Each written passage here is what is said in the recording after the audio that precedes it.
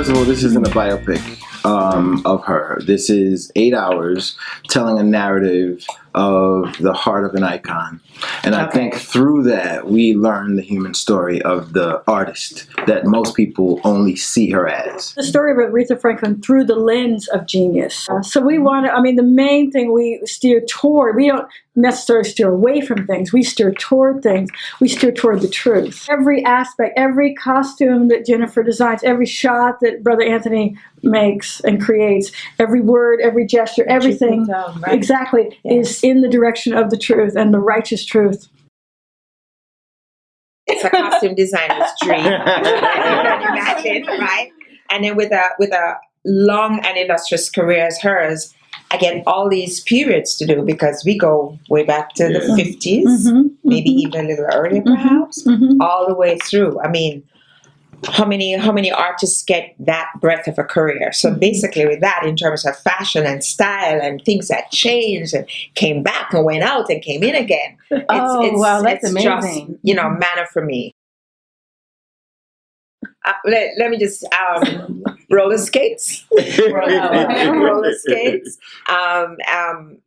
You just have to have an ability to be excited about the creative opportunity, which I am genuinely, truly so. So regardless of whatever curveball comes at me, I'm catching it with enthusiasm. I hope that's what I do. 100%. So to say, it's just fabulous and easy. Well, of course, I will be just glib, because it's work, it's a process. There is, there's authenticity that I have to bring to it in the clothing.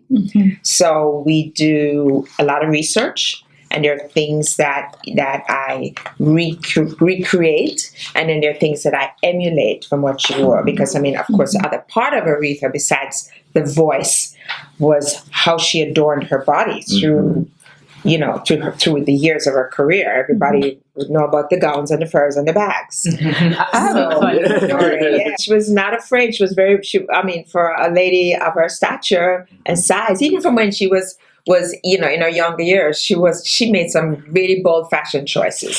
She really did, right up to the end. She did. Well, Cynthia's genius.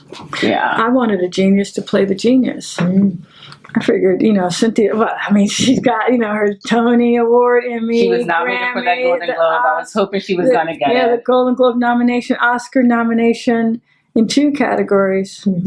Plus, she's just the light, the humanity, the heart that she brings on set.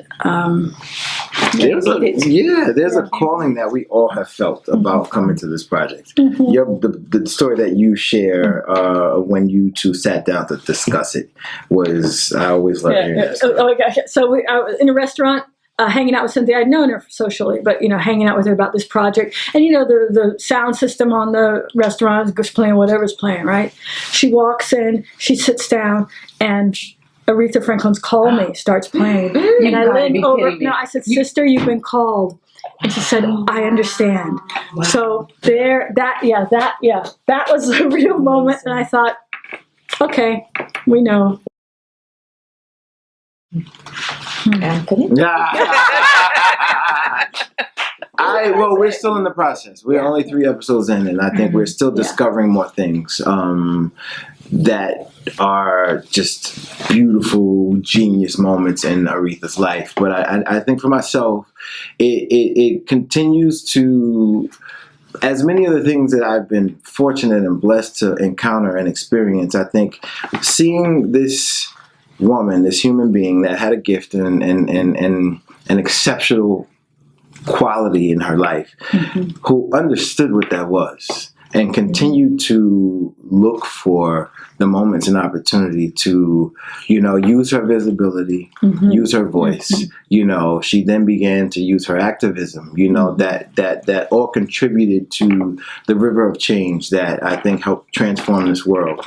And all of those are still just the few elements that help explain why she is looked at as this genius. And so all that to say, I think it's continuing to inspire myself to push me forward, to be able to find my voice, especially in this time we're in right now, and to figure out how to contribute my voice more and stronger.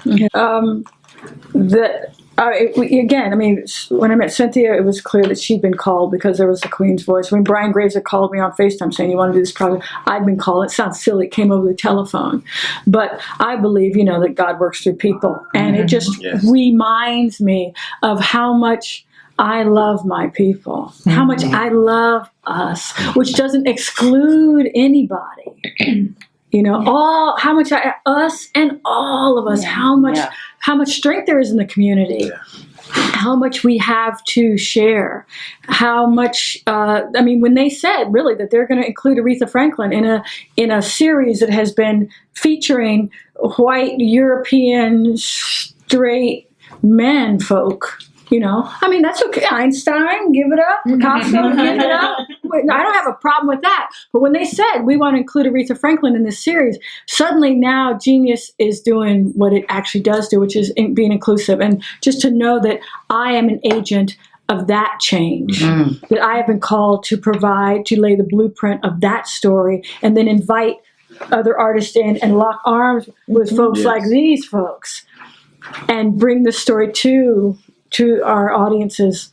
For me, it's just been, it has made me pull from a deeper creative well, which I just find really satisfying, and just knowing that that my creative well really doesn't have a bottom. And so that's what that's done for me. And also knowing her story and knowing where she came from, it just reinforces oh yeah.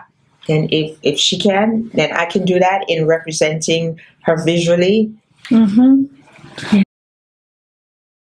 Her humor, I think, is something that a lot of people don't know about. We know her as the Queen of Shade. But we don't know that she loved making people laugh.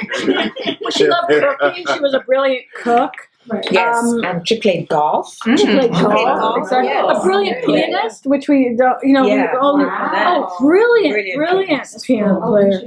Brilliant piano player. So there were a lot, and that she became pregnant and had her first child at the age of 12. I didn't know that. I didn't know. And those kinds of things could knock someone off your game, knock someone off the track for your whole life. But she kept going. That she just, you look at her face, Joy. You're like, Very young. And another at 14. Yeah, I'm 14, I don't know 12. So that's a lot in a life, and that she could continue and to be so strong, and also so human and so just real. The showrunner is God, and God is a showrunner. So that's right. I know it's funny because every single decision, every single aspect of the production has to run across my desk. Like I was telling Anthony, every single word before it gets on the page has to pass through my heart.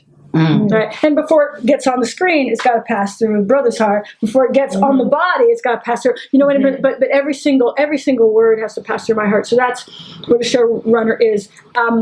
A lot of great things are being made on iPhones and with on a smaller scale. A lot of great things are being made on a smaller scale. But to have an opportunity to make this story about this Black woman on a beautiful, large, delicious scale, 8 hours, to what we're doing is, we have a staff of, I don't know how many, hundreds, crew, 100 people coming. Hundreds and hundreds of people, and that doesn't even include the extras and the day players and the catering.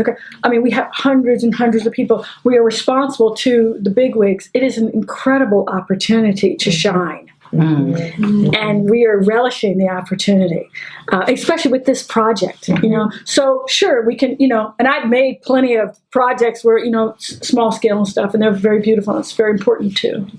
It takes a village. Yes. It really does, even in the work. I think, it's just, you're inspired by other artists and filmmakers and voices that really, I think, help achieve the end result of what we do. Mm-hmm. And everyone has their specialty and what they focus on, and it takes the collaboration of all of us.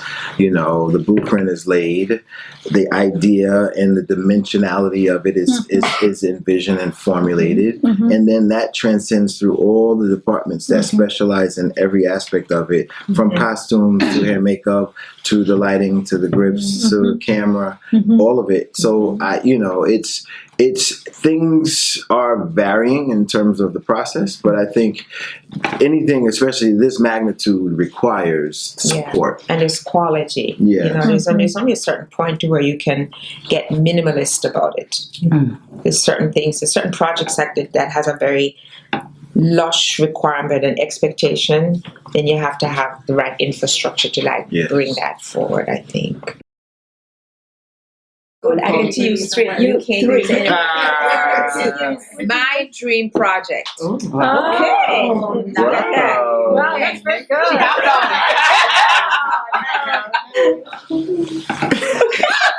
it. Dang.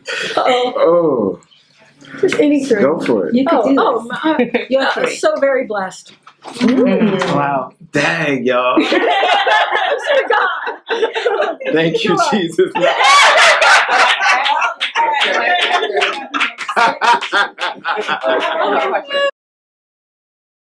I met her over the phone. Over the phone, okay. About 10, 12 years ago, she wanted to do me to do a stage musical, of her life, and so we had to phone her. And I was living in LA at the time, and I do this because I had my phone, my earbuds on, and I have her voice in my head still. Oh, wow. It's running around in there, and fortunately, this project came along where I was able to. Yeah.